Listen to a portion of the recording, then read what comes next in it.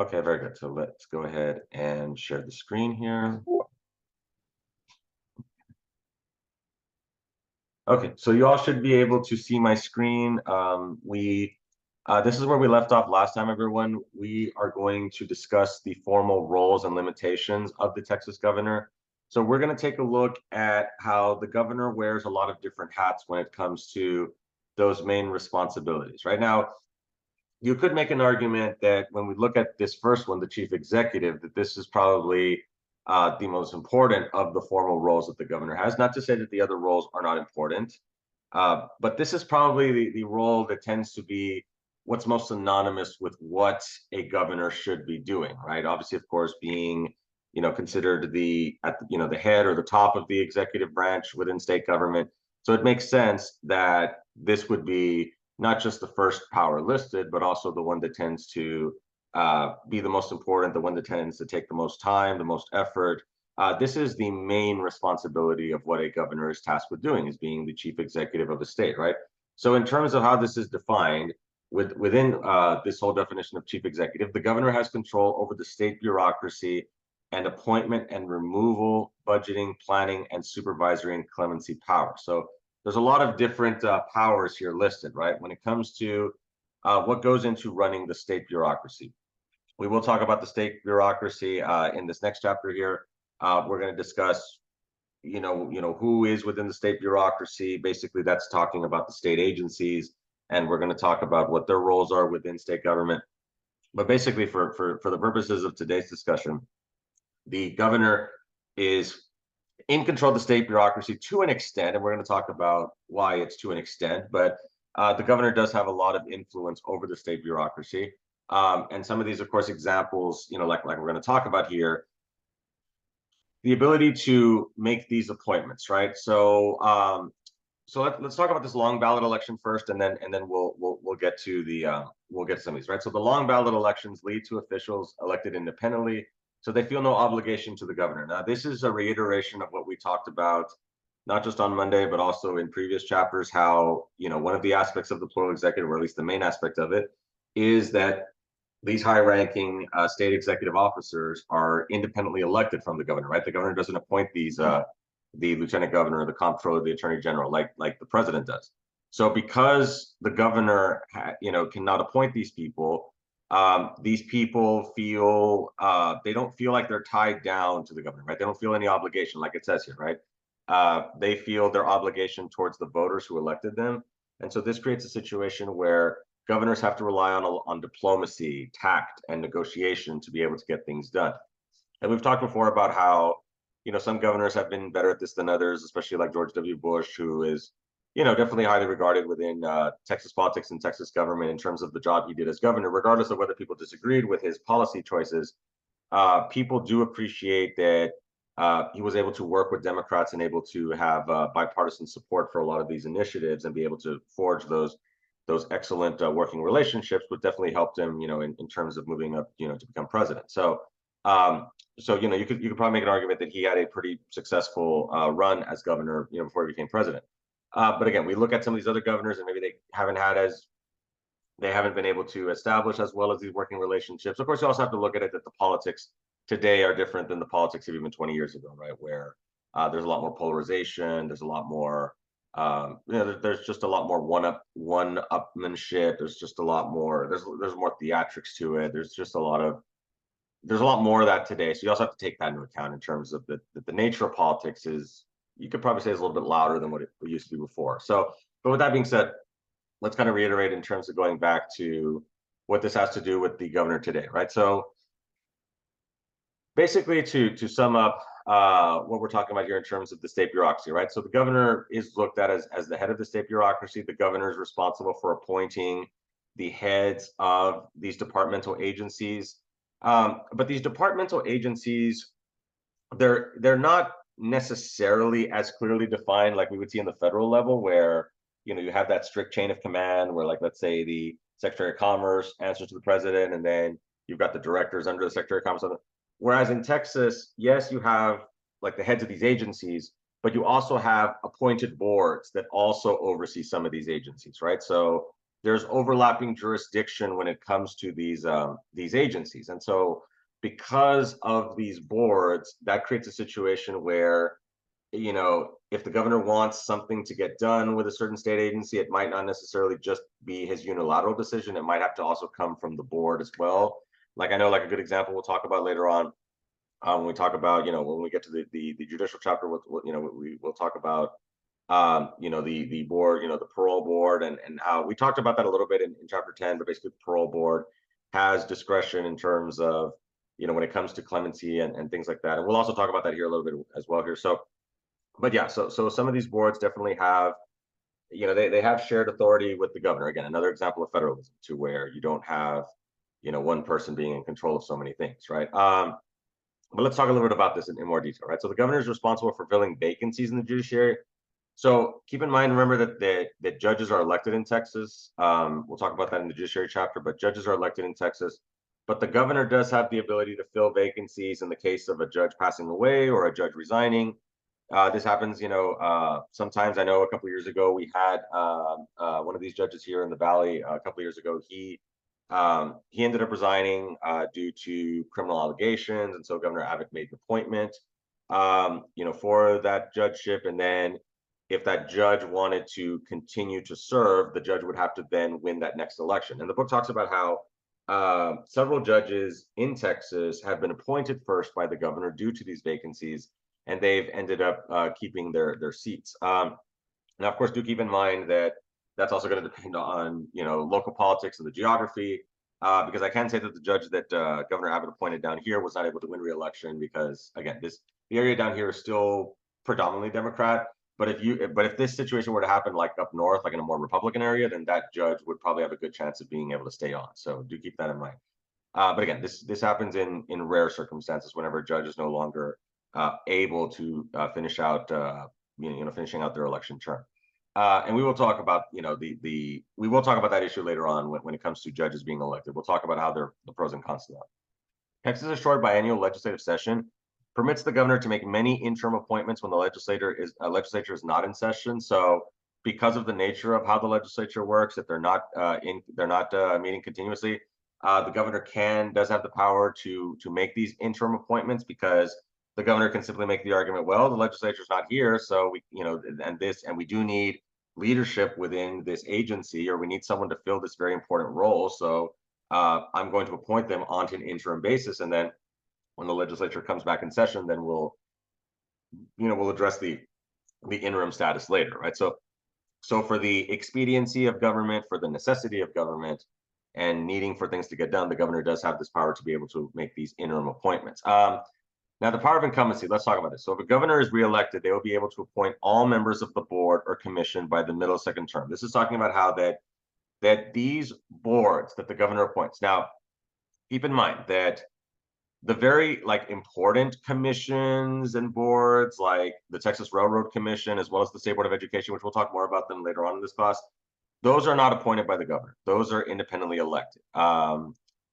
And for the State Board of Education, the way it works is it works on a geographic scale, where the members of the state board come from different parts of Texas, right? So that's why there are some Democrats on that board, because there are districts that are, like the districts down here in South Texas, those are usually tend to go Democrats. Although some of these districts are becoming a little bit more red, because one of the school board district the State Board of Education district that I'm in, that district stretches all the way, not just here in South Texas, but it goes along Corpus Christi and moves all the way over, close to Brazoria County, Bay City, Angleton, Lake Jackson area. That's why a couple of years ago I was actually interested in going for that, because since I have ties to that area, because I know people in that area, I figured, okay, maybe that might be a way that I could, because I kind of know the area. But no, that's way too much work. I don't know if I'll do that until maybe I retire, but we'll see. But with that being said, the reason why I want to mention that is because those boards, of course, are independently elected, but a lot of the other boards, again, and I don't want to say they're not as important, but because they're more specialized, like the Texas Higher Education Coordinating Board, those boards are appointed by the governor. So if the governor stays on long enough, the governor can be able to make all the appointments on that board, because the board positions are staggered, to where you don't just have one governor coming in and appointing everyone, right? It goes in staggered terms, right? So like every 2 years you have like a third of the members on the board come for election, then another 2 years. So once you get to the 6 year, then the cycle repeats. So now it goes back to the people that you initially appointed. So if a governor has been around long enough, they can be able to appoint all of these, they can be able to basically ensure that their board is going to look just like, how they want to. So like for Governor Abbott, who was just reelected for a third term, he doesn't have to worry about this problem because he's had his people in place for a long time already. Now, the Texas governor also has only limited removal power, which deprives the governor of significant control over state agencies, right? So the book talks about how that the governor cannot remove someone unless they appointed them, and even then, it requires some more of this oversight. It's not so easy, just like the way former President Trump was letting go of people. It was basically like White House apprentice. They were even making fun of the news. But there are more checks in place to where the governor is going to need that approval in order for someone to be removed here. And those checks again are important because again it's another example as to how the governor is limited when it comes to the powers that they have, right? So let me see. I think it's going to So it's going to be talking about budgeting here and planning. So just keep that in mind that, like I said, that the removal powers of the governor are nowhere near as powerful as the president is, especially if it's someone that the governor did not approve. But now that the governor has been there for a while, now the governor has been there for a while, his removal power is a little bit more so than when he just got there, but it's still rather limited. So, okay, let's talk about the formal roles here. So, okay, so chief executive, when it comes to budgeting. So, the Texas Constitution does mandate that the governor does have to give a biennial budget message, pretty much at the start of the Texas legislative session, which definitely makes a lot of sense because it makes sense that the governor is going to give this address to the legislature to, let them know, okay, you know what, this is kind of like, how much money we have. And of course, it's not just the governor who does this, we got the comptrollers and the auditors, they're also assisting the governor on all this. But basically, the governor's responsible for, putting that message out to the legislature, letting them know how much money we got to work with. And then also, of course, giving his recommendations on what he would like for that money to be spent on. Now, do keep in mind that the governor does lack the strong formal budgetary powers of other executives like the president. The president basically is the one who's in charge of submitting the budget. But in Texas, as we mentioned in this last chapter, right, the governor is, can obviously, of course, the governor is involved in the budgetary process, but so is the legislature through the legislative budget board, which has dominated the budget process, right? So this includes the Speaker of the House, the lieutenant governor. So the major players within Texas government, they're part of the legislative budget board, and they have their own ideas for how to spend the money. And that's why recently Governor Abbott called a special session to advocate for school vouchers, right? So that's been an issue that Governor Abbott has been working on, right? He wants to encourage he's mentioned about school choice and but again, it's basically the school voucher system, which you can look that up, and I guess I can explain what that is.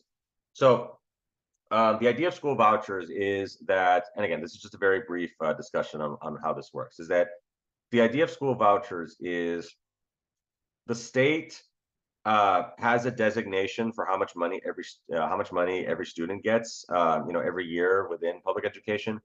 So the idea of a school voucher program is basically that you would have access to that state money and you could decide which school you would like to have that money spent in, right? So that's kind of in a nutshell how school vouchers work. There's arguments both for and against on this issue in terms of, some people like the idea of having that school choice, but then other people feel that, that might cause issues with some of these certain types of schools that maybe haven't had enough resources to begin with already. And so that could cause a situation where maybe they might lose even more money and they're really counting on that money, to begin with. So again, no right or wrong answer to this issue. It's just, there's different reasons as to why people tend to be for and against it. So, but again, so that's one of Governor Abbott's main public policy issues that he's wanting to advocate for. And so we'll see if they'll get anything done in this current special session here. Okay, and so let's kind of move over to planning here, right? So that's on the money side. Now let's go with coupling with the money in terms of how the money is going to be allocated, because that's basically what budgeting is, right? You allocate the money for, all of these, and what goes hand in hand with the budgeting also goes with the planning, right? So when combined with budgeting, the governor's planning power allows a stronger gubernatorial hand in the development of new programs and policy alternatives. So again, because the governor is looked at as kind of the head of the executive branch in Texas, the governor is going to have a lot of influence in terms of not just necessarily how much money these agencies are going to get, because again, the governor does have some influence on that, but again, the legislative budget board and the legislature have a lot of influence in terms of what the raw numbers are going to be with how much money is going to be spent and how much money each agency is going to get. The governor can also have some influence in terms of how the money is going to be spent. So a good example right now is that Governor Abbott is using extra money, from he's using it from some of these, from other parts of the state budget, and he's using it to add additional money to the to DPS, right, Texas Department of Public Safety.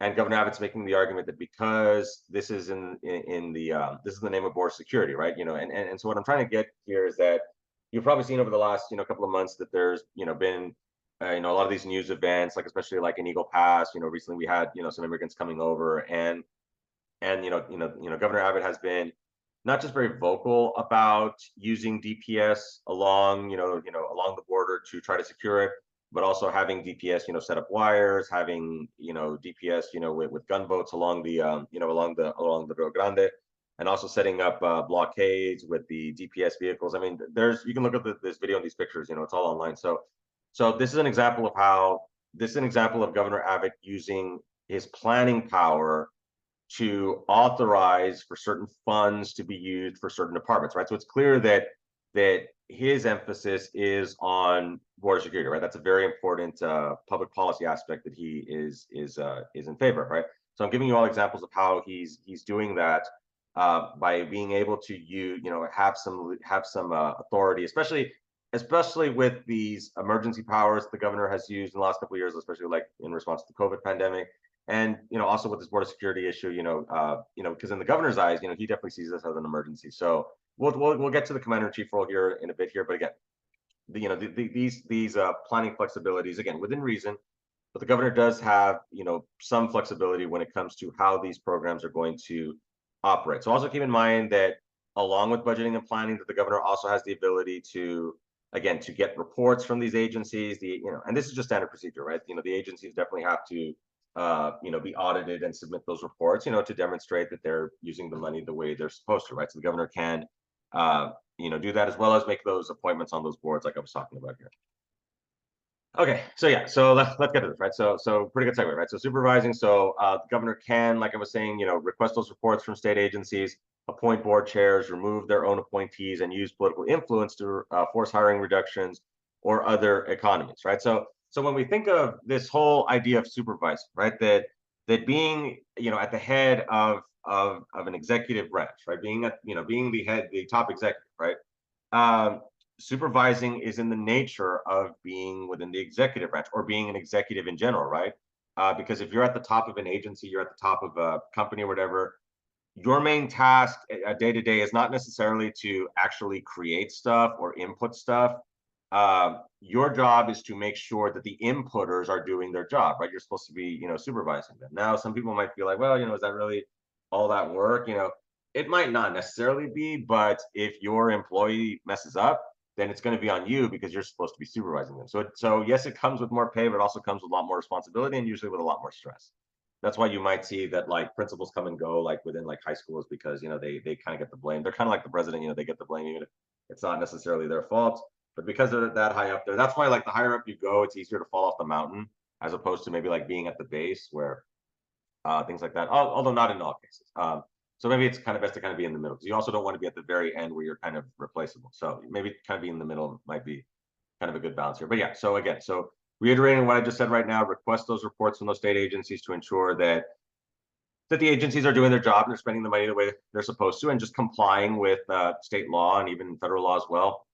Again, appointing these board chairs, the heads of these boards, that decision is also made by the governor. remove their own appointees, if, of course, they are the ones who, if the governor appointed, if that's, like I said, their own appointee, then the governor can make those removals and use the political influence to force hiring reductions or other economies, right? So the governor can be vocal when it comes to the money being spent by these agencies, maybe trying to reduce spending if the governor doesn't agree with how much money is being spent by some of these agencies. So the governor can get political when it comes to putting pressure on these agencies to cut back. Maybe the governor will say, well, you're not going to get as much money next year.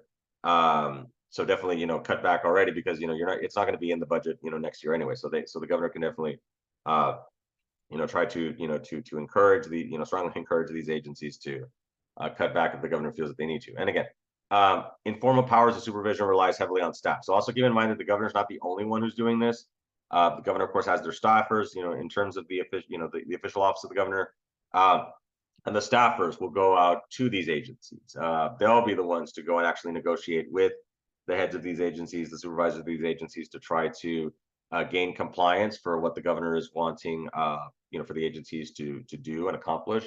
And so the staffers also have a very key role in terms of having those meetings with those agencies and basically trying to get everyone on the same page to ultimately follow through with the vision that the governor has when it comes to these agencies. And clemency, of course, very restricted power. So, this is basically like the pardoning power. That's another name for, when we think of, clemency, that's what we tend to think of, like, like when the president pardons someone. So the presidential pardoning powers is it's a lot more powerful than the governor. The governor is limited to clemency, where the governor can't, and some of y'all might be familiar, like whenever like someone's about to be executed, people will say like, oh, like we're waiting on a possible call from the governor. Is the governor going to stay the execution? Well, the governor is limited in the ability to do so, right? That they do have to get approval from the parole board to actually follow through with a stay of execution. The courts usually have a lot more power than that. So if let's say a judge orders for the execution to be stayed, then there's not really restrictions on that, as opposed to like the governor doing so. And also keep in mind that if the governor is going to do so, it has to be for a legit reason, not just because the governor wants to, like an execution, there has to be like a legit legal reason for why the execution is going to be stayed, not just because people don't, people might not agree with the death penalty or things like that. So, okay, let's move on to chief legislator. Okay, so the governor does have a lot of legislating power. We talked before about how Lieutenant Governor Dan Patrick, even though he's part of the executive, he's actually more so a legislator. But the governor definitely can get involved and does get involved within the legislative process, which, if you think about it, I mean, when it comes to a bill becoming a law, all three of these branches of the government are involved in some way, right? A bill cannot become law unless the governor signs it or ignores it, and then it becomes like, then it becomes, if the governor just ignores it, then it becomes, law, because the governor just ignored it. But unless, of course, it's within the 10 days, then it's a pocket veto. But the idea is that the governor does need to have, some sort of, some not just control at the final stage, but in Texas, the governor also has a lot of control when the bill is actually being introduced and when it's actually being discussed, right? So message power. So again, the governor will give an address to the legislature. The governor also gives the state of the state address as well, where the governor takes that message to the people and gives a discussion of how Texas has been doing. This is what Texas has been working on, as well as also talking about what he wants for the legislature to then work on. Some other public policy goals that the governor has. The legislature he wants them to work on. Now, the legislature does not have to follow what the governor is saying within this messaging. However, though, because of the factors that I mentioned right now, right, that it's going to be tough to get anything passed if the governor's not on board, because of the nature of the biennial session, because it's very short. We're going to talk about the veto power and how that can be absolute.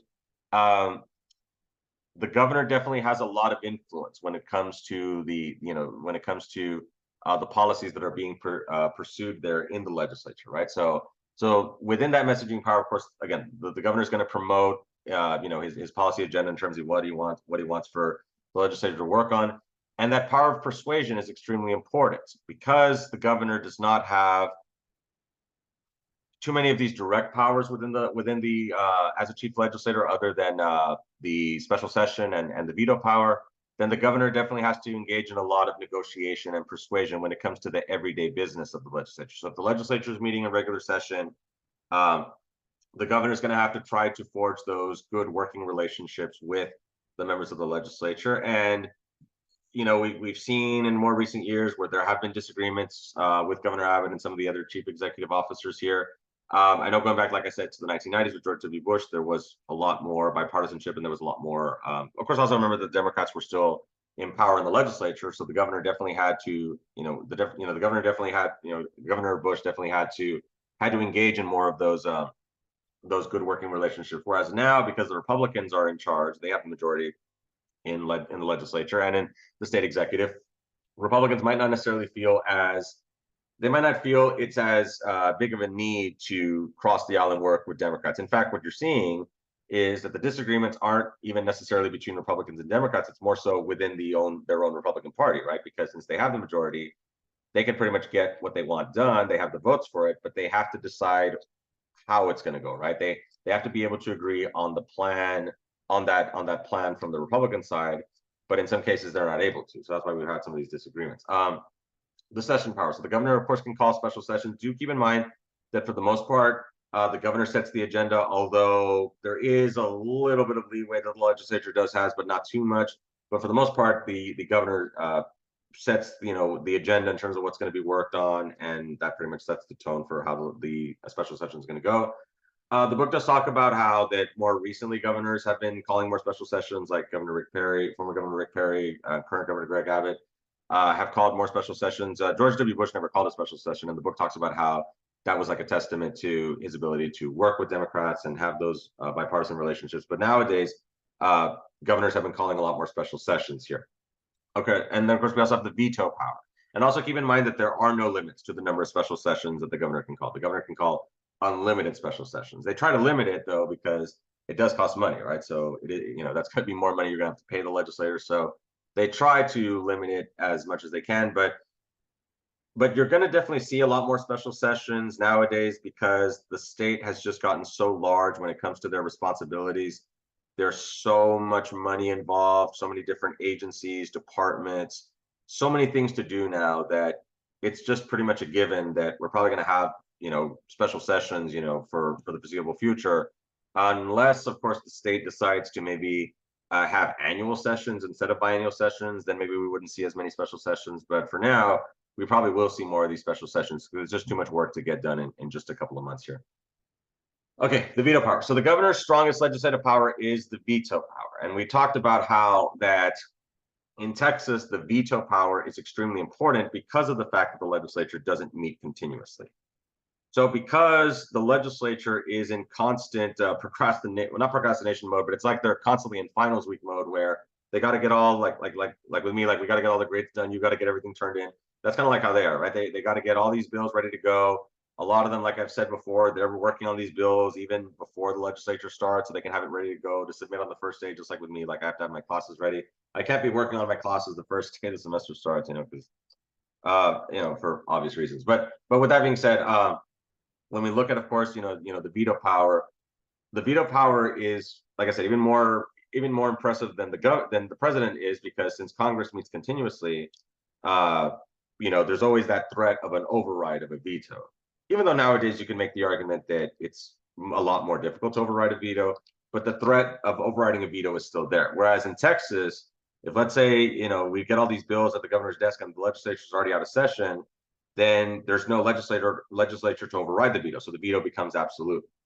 So that's why it's extremely important. And also the threat of veto is also important. So former Governor Rick Perry definitely used the threat of a veto to basically, guess you could say, basically to heavily influence the legislature, right? To get them to follow through on what he was wanting, because he was basically saying, look, don't bother sending me this because I'm going to veto it, right? So this is what I want you all to work on, and if not, then I'm going to veto all this. I'm going to veto this and things like that. So he was using that threat of a veto to get for the legislature to, basically to agree with what he was doing. So again, and we talked before in the last time, right? That's definitely a very hands-on, aggressive approach of governing.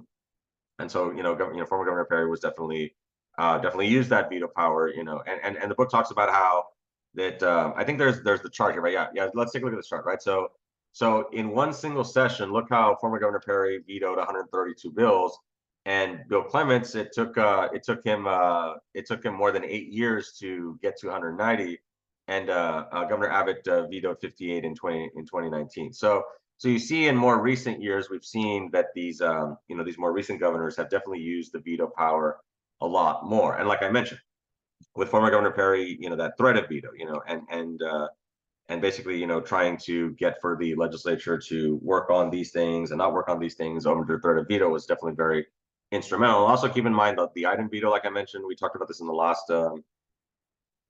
chapter. Of course, the item veto is the ability for the governor to veto certain portions of appropriations bills only, right? Only the bills dealing with money.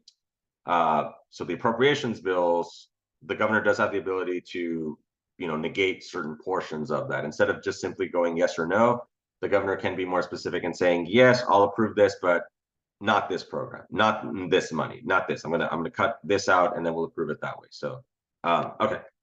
And keep in mind, the president does not have that power. The president is limited to where it's just a simple yes or no on the veto. Okay, so let's take a look at more of these formal roles. Okay, commander in chief, the top cop here. So Governor Abbott has definitely used this power very much in the last couple of years. The power to declare martial law.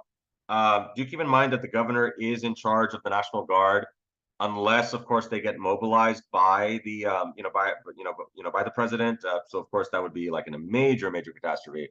But for the most part, the National Guard is the National Guard is mobilized by the governor. So again, another example of federalism, right? Even though technically, the National Guard is, they're federal military, but the governor is in charge of them within their state, right? So again, another example of federalism to share power between the federal government and the states here. Now, again, this hasn't happened very often in terms of martial law. It's happened a couple of times with some oil fuel unrest, back in the 30s. But again, it is something that the governor does have the ability to. The adjutant general, who is basically, heads, the National Guard, at least at the state level, the governor can empower them to be able to do that in times of emergency. Now, this also does not mean that the National Guard has not been used, not necessarily mobilized, to respond to civil unrest, but they have been used in response to, some of these other incidences, right? Like when it comes to like emergency management, like we saw this with Hurricane Harvey in 2017. Also, we've had the National Guard troops down here. We had Hannah a couple years ago. Of course, we've also had them involved when it comes, to helping with border security, but more so for I don't want to necessarily say routine things, because those things are not routine, but more so not full-fledged, I guess, civil unrest emergency, right? Because martial law is where the rule of law is suspended and it's replaced with military and law enforcement rules. So we haven't had that, but that doesn't mean that the National Guard hasn't been mobilized to to address other concerns and other emergencies, right? They just haven't suspended the rule of law. And right, so again, so within this, the governor is responsible for those state military forces, like we mentioned. Also, keep in mind that the governor, also being the top cop here, is at the head of DPS, right? Texas Department of Public Safety. You have Mr. McCraw, who's the DPS director, but he answers to the governor. So the governor has definitely used the state troopers as another example where the governor has used them to mobilize down around the border, right? And we've seen that as well. For those of you all who maybe if you drive out like to Starr County, you probably see there's a lot of DPS troopers out there, because of the border security issue, and that's been going on for many years. So the governor definitely has that goes back to Operation Lone Star and all these other programs that the governor has used, to try to shore up the border, right? So again, this is another example of how the governor is is considered the commander-in-chief of Texas. And also keeping with kind of what I said earlier, that the governor also gets involved whenever we have some of these either natural disasters like with hurricanes, or some of these active shooter situations, right, where the governor has gone to some of these locations like Santa Fe, Texas, El Paso, Sutherland Springs, where we've had some of these mass shootings, unfortunately. So the governor has also responded to those incidents as well. Okay, so chief of state and chief intergovernmental diplomat can sometimes overlap here. So the chief of state, again, you've seen this like with the president, right? You see how like when we look at ceremonial pomp and circumstance to augment other roles, right? So this, of course, the idea, uh, this goes to the office of the governor, right? Where, Governor Abbott will go to like events, right? And maybe he'll go to like 4th of July events, or he'll go to, uh, major dedications or things like that, major holidays and major events, to show his presence and things like that, right? To show that this is the leader of the state, right? So there is a lot of there is a lot of fanfare that goes with this. The governor will go to parades, in certain parts of the state, to be seen and to just to be able to exude that respect for the office type of thing, right? And sometimes coupled with the role of chief intergovernmental diplomat to become actively involved in economic negotiations, right? So what this is an example where, like I said, these two are kind of go hand in hand. Like an example would be like, the governor is basically looked at as like the top salesperson in Texas to try to sell Texas to companies in terms of, hey, come here to Texas, do business here in Texas. And we've seen a lot of that in more recent years. Like Governor Abbott has been pretty active in trying to recruit companies to come to Texas, especially like from California, right? So we've seen some of these companies like like Tesla, right? Elon Musk's company, right? They moved their headquarters from California over to Texas. Right now they're headquartered in Austin. Of course, we've got SpaceX over here in Brownsville, right? So we've seen that Governor Abbott has been instrumental in trying to negotiate with these companies. So when I'm saying sell Texas, I mean like selling the idea of Texas, right? To these companies to come do business in Texas. And we talked before about how one of the major selling points for companies to come to Texas is because of the low tax rates that these companies, they can definitely save on taxes and tax. They can save on taxes they have to pay to the state if they come to Texas as opposed to staying in California where they're taxed more. Also, the state regulations are less in Texas than in California. So companies like that, right? Companies definitely would want to try to keep more of their money and maybe and not have to be regulated as much from the government. So, it makes sense as to why a lot of these companies are coming over to Texas and things like that. And that also has contributed to the economic growth in Texas. But later on in the course, we'll talk about, property taxes and how that also kind of becomes an issue here. Okay, chief intergovernmental diplomat, states representative in all dealings with the states and with the national government. And so we've seen this that Governor Abbott will definitely meet with other governors. Sometimes this is done for political reasons, like we'll get to right now, but other times it's done also for for economic reasons, for the actual role of the job as governor, right? One example is what to do about water rights when it comes to rivers that are go through different states, right? So, like the Red River. That, of course, is, we've got the Red River, we got the Sabine River. The Red River borders Texas and Oklahoma. The Sabine River borders Texas and Louisiana. So, what do we do with those rivers, right? So the governor definitely engages in negotiations with his counterparts in Oklahoma and Louisiana to be able to come up with mutual agreements that when it comes to the water rights. Also, keep in mind that Texas is also in a unique situation that they share an international border with Mexico. So they also got to, that also, allows for the expansion of power. Not necessarily that the governor is allowed to engage in trade negotiations with Mexico because that's done at the federal level, right? Remember that the states cannot make their own trade agreements with other countries. We saw that going or tried to happen during the Articles of Confederation times. So we put a stop to that under the U.S. Constitution. But that doesn't mean that the governor doesn't have close working relationships with his counterparts like in Nuevo León, Tamaulipas, and Sonora, Chihuahua, and all these other states that Texas borders with on the Mexican side. So the governor definitely has tries to have those close working relationships with his counterparts over there, and also try to see if they can come up with some mutually beneficial plans and solutions. Right now, keep in mind that because the Rio Grande is an international border, that jurisdiction falls under the federal government, under the the U.S. Water Boundary Commission. That's a federal agency that is responsible for kind of overseeing the sharing of water supply between the United States and Mexico with the Rio Grande. So that's a very unique federal agency that deals with that international status with the Rio Grande. So, but yes, but in more recent years, the governor has definitely expanded that power to also include relations with some of these Mexican states here. Also, of course, not just for economic reasons, but also because of the border security issue as well, and the instability that's been going on in some of these border towns, such as Reynosa, Matamoros, Nuevo Laredo, and even Monterrey as well. So, okay.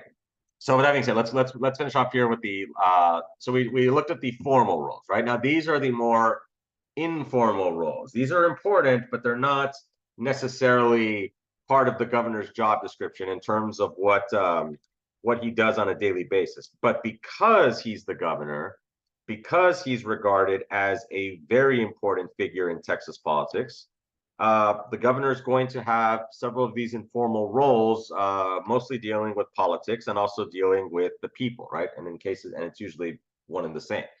So the governor is looked at as the chief of party, right? So now I mentioned before how that the book talks about how that there is a little bit of disagreement in terms of like who would be the top Republican in Texas. Is it Governor Abbott or is it maybe Ted Cruz?